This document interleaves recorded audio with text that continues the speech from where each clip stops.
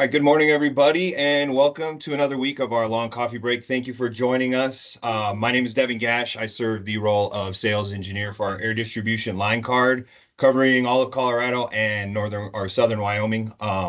Today, I'm joined by Jessica Tomzak. She is our sales manager for Denlar Fire Protection.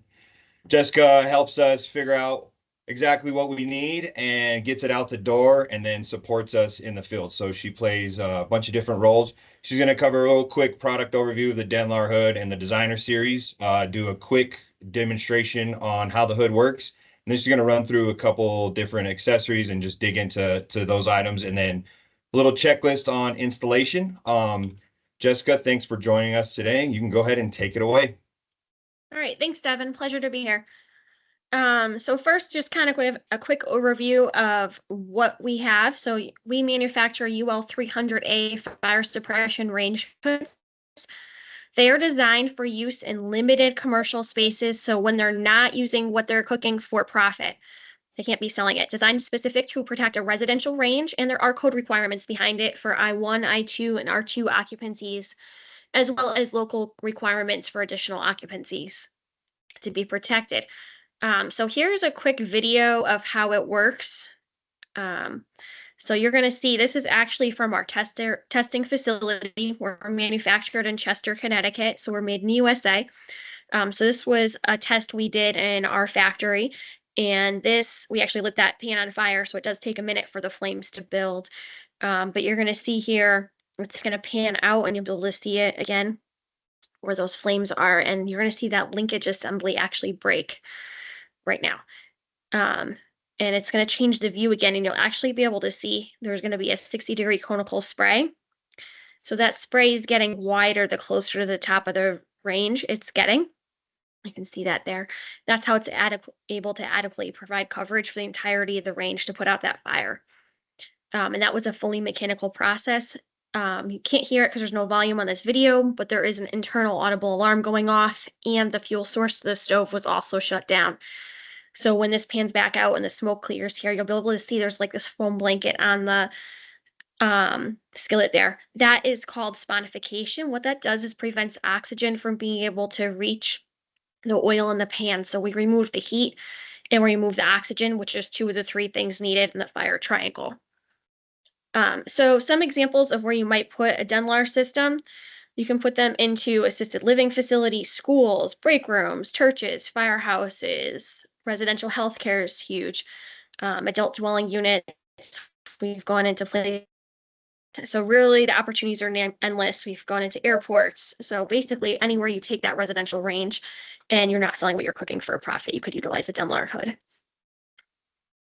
So we have two main models of hoods. The first one is our D1000. It's designed to protect a 30 or 36-inch range with that mechanical actuation using either a 212 or 280-degree link. And then we have our designer series designed to protect 30-inch ranges, maintaining that mechanical actuation method and using a 250-degree glass fire damper. So tried and true technology. So next I want to talk about our clock box. So our clock box can be used by itself, or we can use it when we package it with our D1000 hood as part of compliance to the NFPA 101 life safety code. So how it works is this actually prevents unattended and unauthorized cooking. User enters a 5-digit password, and it's going to unlock power to the range for 120 minutes. Comes pre-programmed with a 120-minute timer to be compliant with those NFPA 101 requirements that I mentioned. And we also can use that clock box with our PD4X to control a whole bank of stove. So a single point can control that we see that going into a lot in like life skills classrooms, for example. And then our clock box Pro. So that takes that time control access and takes it beyond that. It also integrates fan and light controls, has pre-programmed multiple languages, a system analysis. You can tie into a building monitoring system with it and select a few different things you can monitor within the hood. So it has two-way communication with the hood, and it only works with a D1000 system. And it can really be used for a lot of great things. It can actually take input from a fire alarm when they get a emergency call, and it can shut down the stove. So when they go to the emergency firehouse, for example, they don't have to worry about their building going on fire when they're out putting out your fire. Manual pull station. It's going to come with a 25-foot length of cable and 3 corner pulleys. Regardless of what model hood you have, you're always going to have a fuel source disconnect. This is designed to control the fuel of source of the range, not the hood, because we are turning off the fuel source of that range if there's a fire event. So we have gas, electric, dual fuel, or dual receptacle disconnect options. For fans, we have a recirculating and a rear discharge, which are integral to the unit. The rear discharge is not currently available on the Designer series. And then we have top discharging options, which are going to be external to the unit. And there is an inline fan option, a roof-mounted fan option, wall-mounted, and a third-party fan option. The roof-mounted and wall-mounted fans are specific to the D1000 only. From there, we have the ability to use a third-party fan. So if for some reason our fan doesn't meet the need of the job application, we can use this as a relay module to control a third-party fan. There are some electrical requirements for I believe is the LSC. Oh, the strobe, sorry. I was jumping ahead. So the strobe, it allows you to have visible and audible alarm with our D1000. So we see those going into a lot, especially in occupancies where they're caring for somebody or in a school where they might need it for visually impaired. The handicapped accessible controls are going to work with either the D1000 and the Designer. They're basically a set of toggle switches that are going to power on and off the fan and light on the hood itself. Limiting speed controller, which is what I thought we were on. Sorry about that. So that actually allows you to set the maximum CFM output of a D1000 hood. This can be used with non-NFPA 101 compliant models only, but it can be used to set the maximum CFM to 399, for example, so that way you don't need to install makeup air. If you need to be NFPA 101 compliant, you do need a 500 CFM. So this would not be applicable. However, you can use our our makeup air module to tie into makeup air system if that is required because of the CFM, or you can also use it to control a damper if you're installing one. Field testing. So if sometimes you might need to perform field testing or have a fire suppression contractor do so.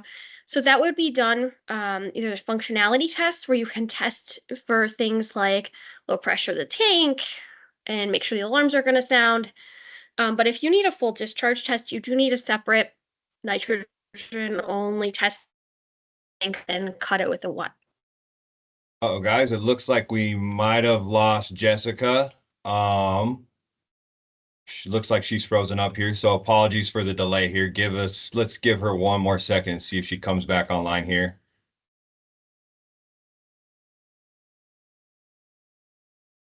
All right, it looks like she's not coming back. So just running through the rest of this, a couple issues that we've had out in the field is knowing what comes in our Denlar packages. So in the hood box itself, you'll find the accessory box, the ADA, the strobe, and the LSC, and then the fuse kit is in a bag inside or near the alarm bucket.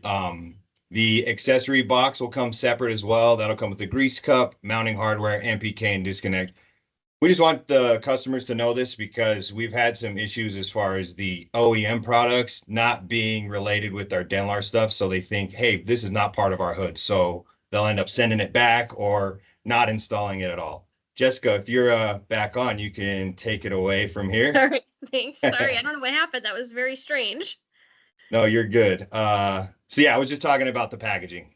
Yep. Perfect. And so this is the Designer series. This is how it comes packaged. So there's an inner and an outer box. Within that, within the inner box, you're going to find all the components. The hood itself, your handicapped accessible control, your pull station, your disconnect. You can see in that top picture the box that it disconnects in, pictured along with your manuals. And then in its own box is always going to be, if they had an external fan or a clock box, those would ship separately, or any test tanks, things like that.